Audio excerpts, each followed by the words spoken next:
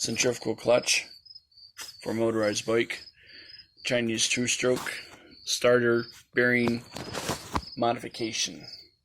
Alright, what happens is there's a hardened wire spring inside here.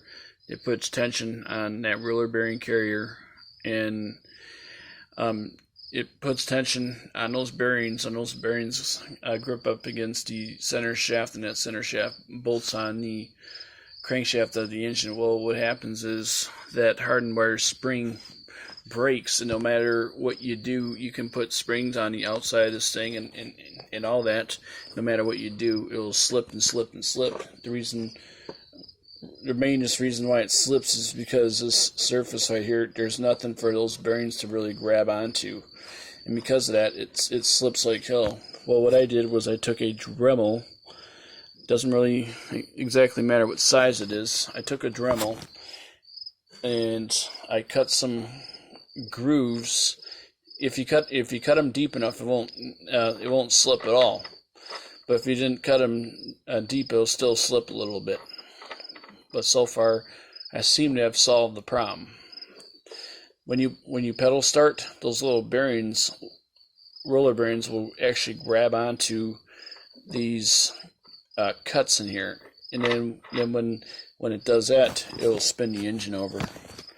So yeah, I hope this will help anybody that's having this issue. One other thing, you got to have your bolts on there fairly tight, but you also want to use Loctite. If you don't use Loctite, this will actually loosen up, and the crankshaft will try to spin this thing, and it won't spin it, and it will just machine the end of the crankshaft off. And if it gets bad enough, you have to buy a whole new crankshaft. Otherwise, this gear right here will bind up with this gear right here, and it won't spin freely.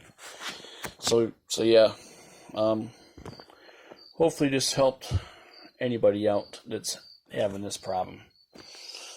I did try an external modification with springs, putting the springs on the outside, and that didn't really seem to work. That's because this has a smooth surface, and that's why it didn't work, because these grinds weren't there.